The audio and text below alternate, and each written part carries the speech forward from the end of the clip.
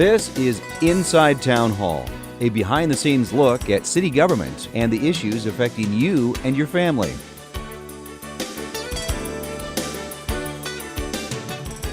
Thank you for joining us for this episode of Inside Town Hall. I'm your host, Madeline Shields.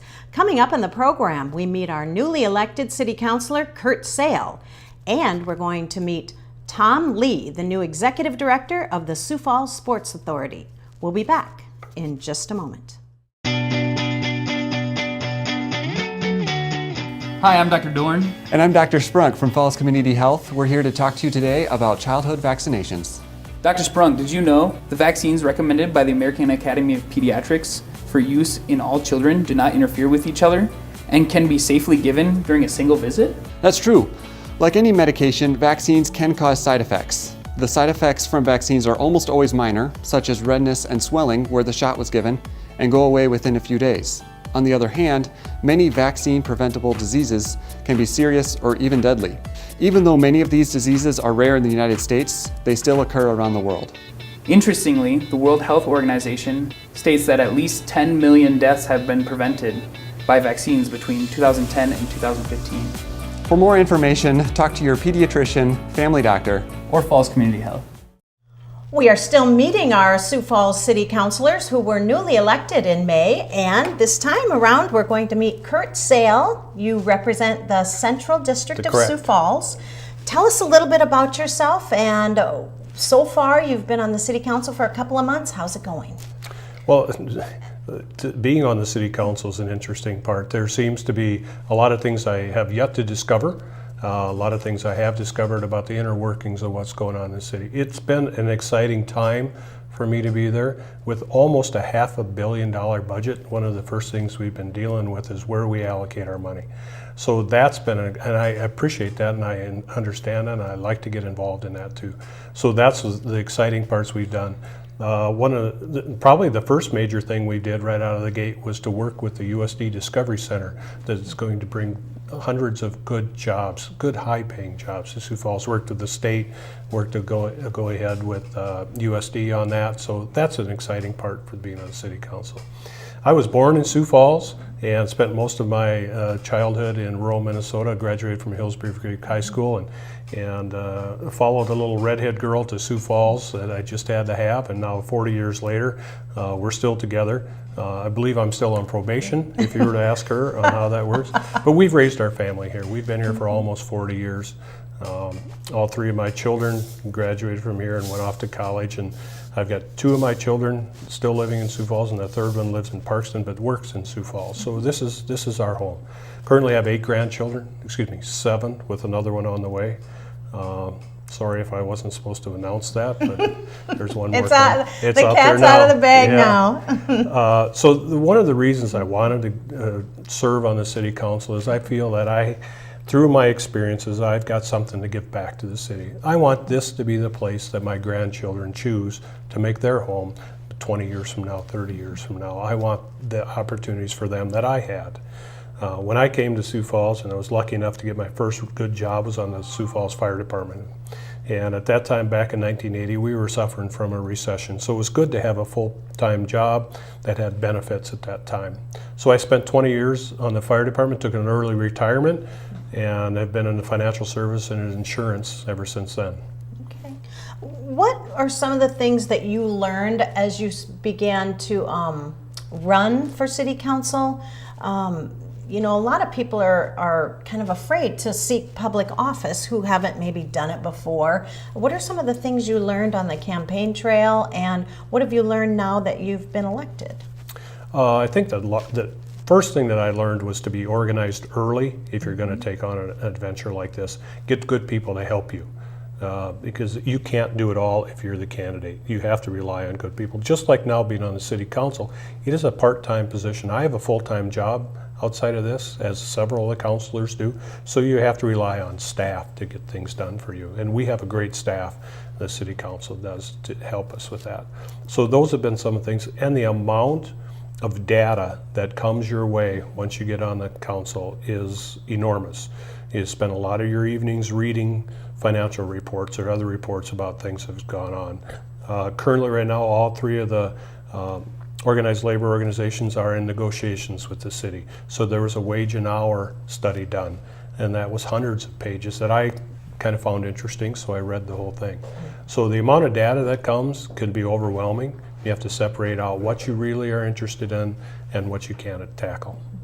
You know, I think there's kind of a misconception. Sometimes people think they have to be an expert in wastewater or sewers or treatment plants, but that's not the case. If you want to come and run for an office, you want to represent the people of Sioux Falls. Is that kind of why you decided to do that? Yes, I think that's true. You don't have to be an expert. I'm not an expert in law enforcement. I'm an expert in wastewater. You hire good people. The mayor's in charge of bringing that best person in front of the council, and then we give our advice and consent. We just got done bringing on a new city attorney.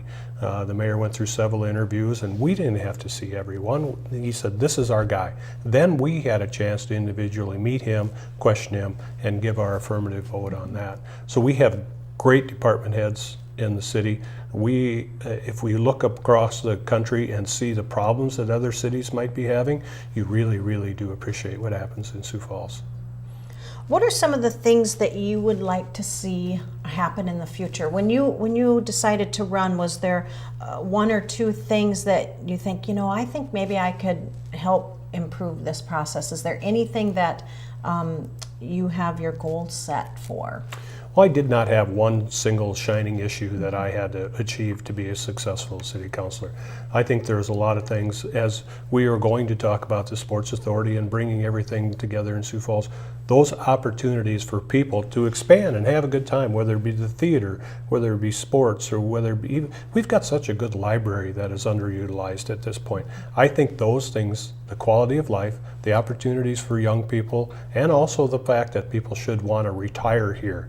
You need a whole spectrum. You need young people, you need people that are actually in their working years, and you need retired people to make a great community. And as we see the unemployment figures come, and we're worried about having enough lifeguards in the summer, maybe we can get some of the retired people to get back in the workforce a little bit and contribute to help out Sioux Falls. Sure. Is there any things that you're looking forward to taking on that are coming for the city in the near future? Anything that's exciting that's happening that you really want to sink your teeth into? Well, some of the things I like to sink my teeth into are not that exciting. Like, we're going to need a new wastewater treatment facility, $250-some million. Well, that's not that exciting, but I think we need that. It's those kind of things that are done behind the scenes that probably don't get as much publicity, but are really good. We have opportunity now in Sioux Falls. There's a lot of talk about baseball. And I'm a big baseball fan, but I also know the demographics of baseball are for older generations to appreciate that. So do you put a baseball field downtown? Do you leave it where it's at? What are the other opportunities? I enjoy being in those discussions to plan for the next 20 and 30 years. So are there any glamorous things that I'm thinking that I can sink my teeth into? No, but I don't mind the nitty-gritty either. All right, well, great. Well, when we come back, we're going to talk a little bit about the Sioux Falls Sports Authority, and we're going to find out what's on the horizon with them. We'll be back in just a moment. Mom, what are you doing? What do you mean? To-go containers go in the trash. Plastic bottles, jugs, and tubs go in the recycling. See, these other things can be recycled too. Glass bottles and jars, cans, cardboard, paper, and bagged plastic bags. Just make sure to give containers a light rinse to remove food before putting them in the recycling. Leave these materials out of the recycling bin. Find out how easy it is to recycle. Visit siouxfalls.org/recycle for a guide.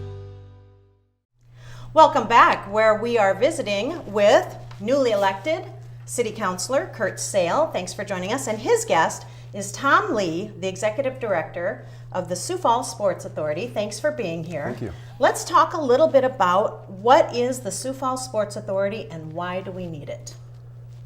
Well, I'll take that question because Thomas is brand new. He's been in town less than 7 days. He's moving up here right now.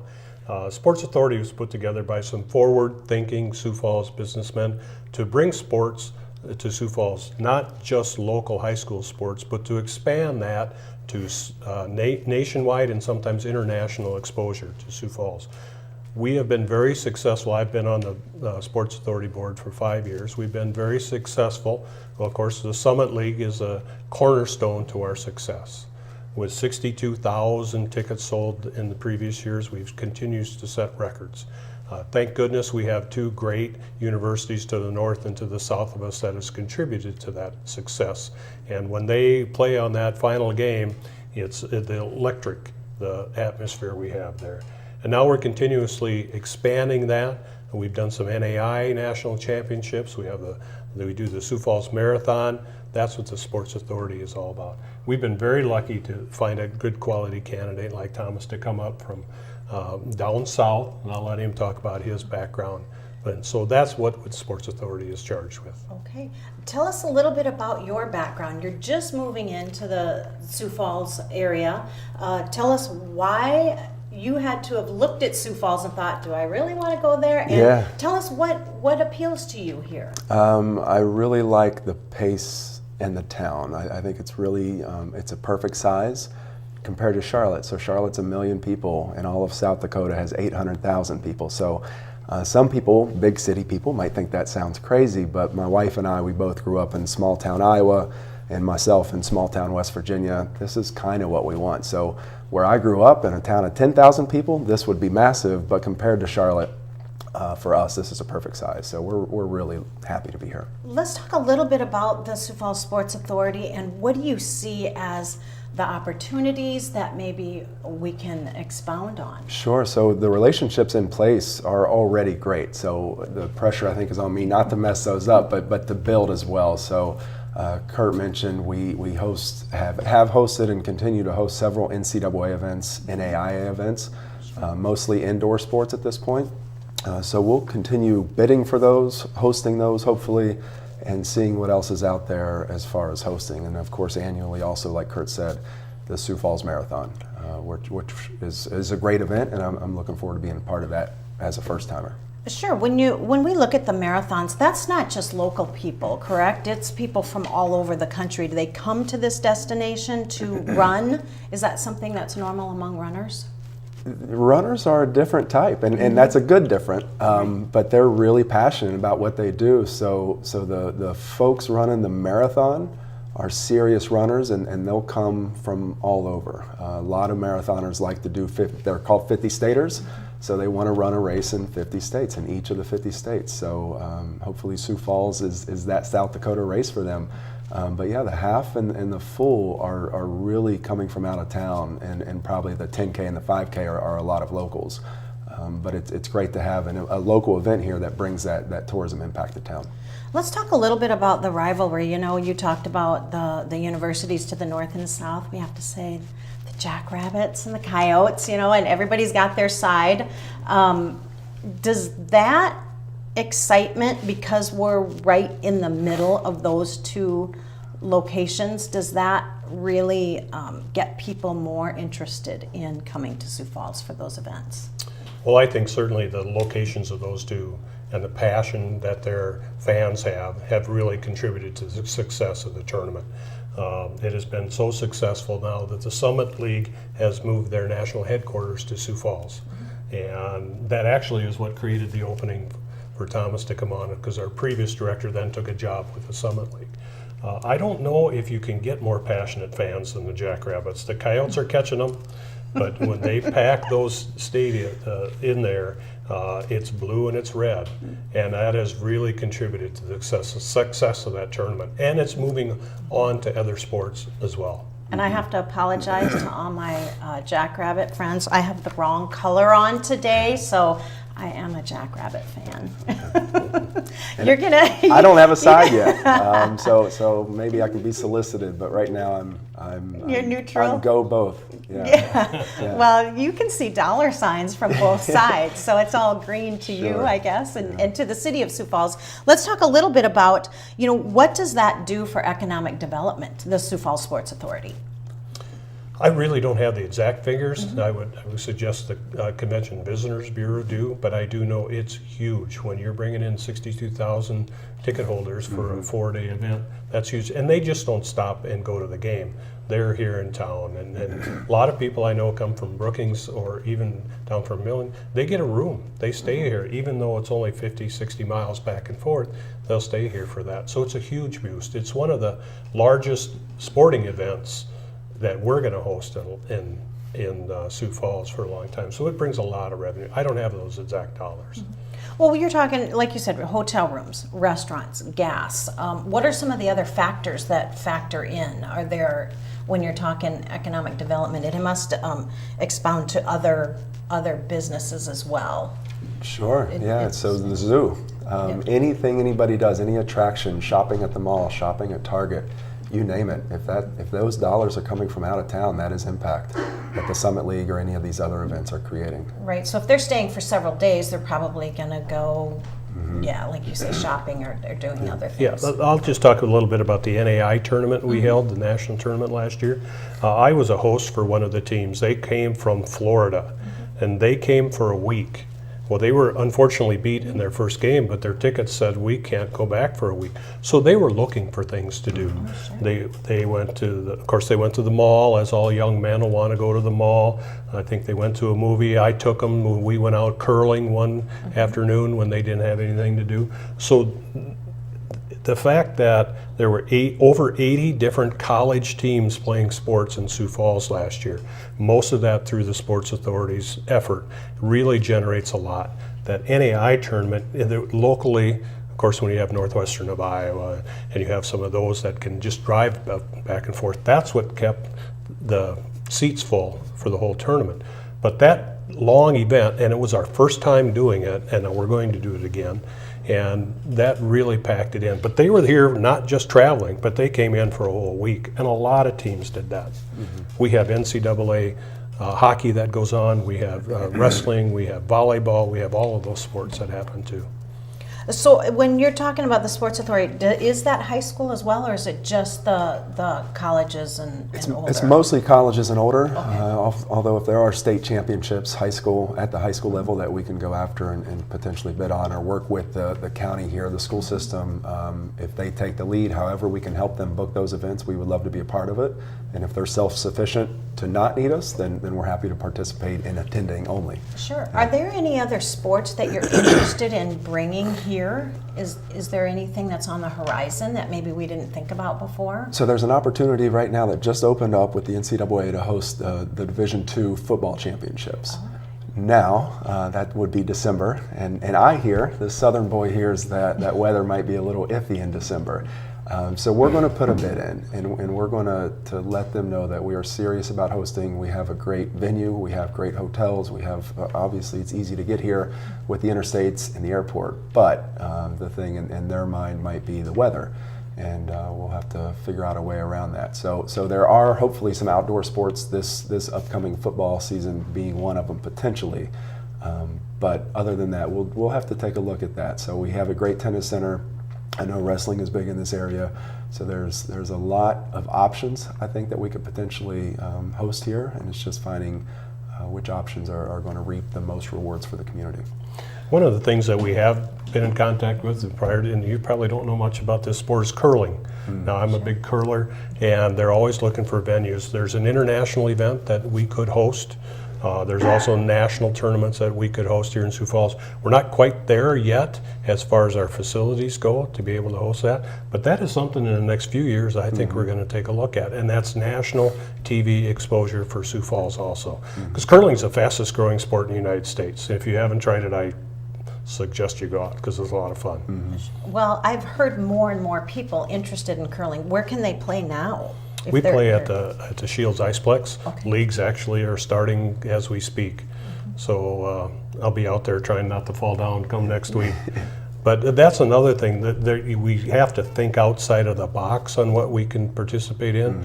We have been, inquiries have been made to the Sports Authority about National Little League tournaments, about national softball tournaments. Since we've done such a good job with what we have done, that we're trying to expand that. The NCAA first round men's, we've tried to get that. We've put our bid in, and I think we're going to get there someday. Hopefully, with the expertise that Thomas brings along, we can get to that point.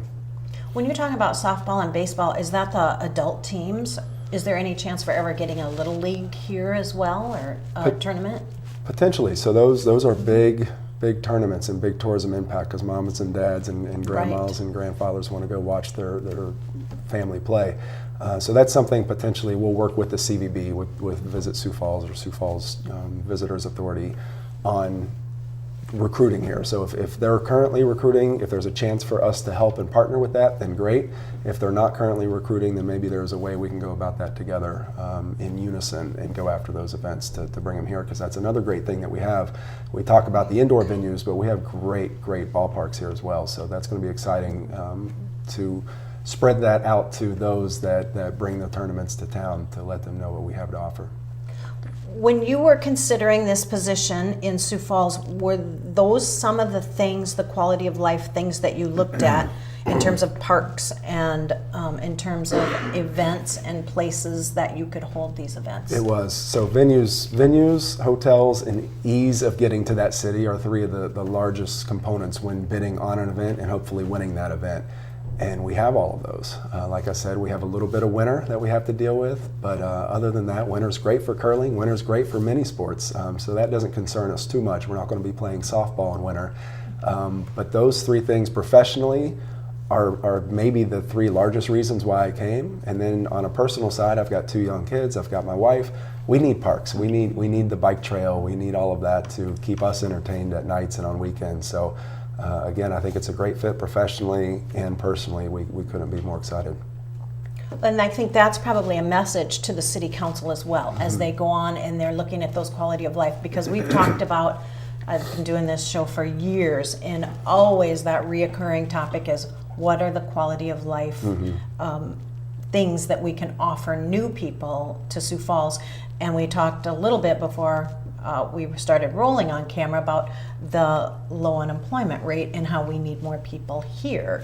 And is that some of the things that we look at when we have these tournaments, that we can attract new employees and new people to the state, do you think? Well, I certainly do. If you're going to attract a physician or an attorney or somebody of the caliber, they're going to have choices.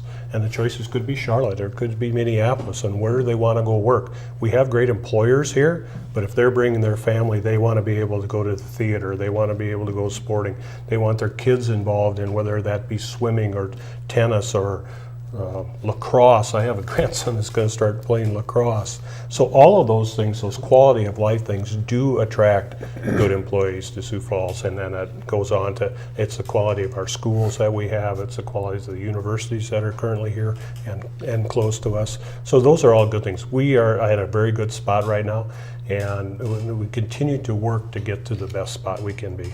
And then with the Summit League Championships, do you need help with those basketball tournaments as well? What are some of the roles that people can play in that? Sure, so it probably isn't as many as needed for the marathon.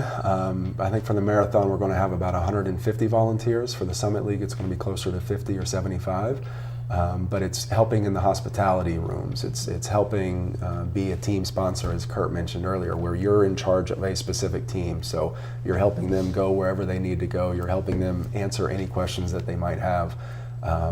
It's hopefully having a couple kids be the water guys for the benches, or help clean up the water on the floor. The ball boys. So whether old or young, we certainly need volunteers for that event as well. And if people want to volunteer, can they just go to your website? Please, yes. Okay. SiouxFallsSportsAuthority.org is our website. And I have sfsportsauthority.org. Yep. And if you want to help out with any of the events, or you can just check out the page and find out what's going on. And we want to thank you both for being here today. We really appreciate it. Thank you very much. Welcome to Sioux Falls. Yes, and thank welcome you. to the City Council. Thank you. All right, well, thank you. Thank you. Well, that's our time for Inside Town Hall today. For all the latest news and information, you can go to siouxfalls.org. Thanks for watching.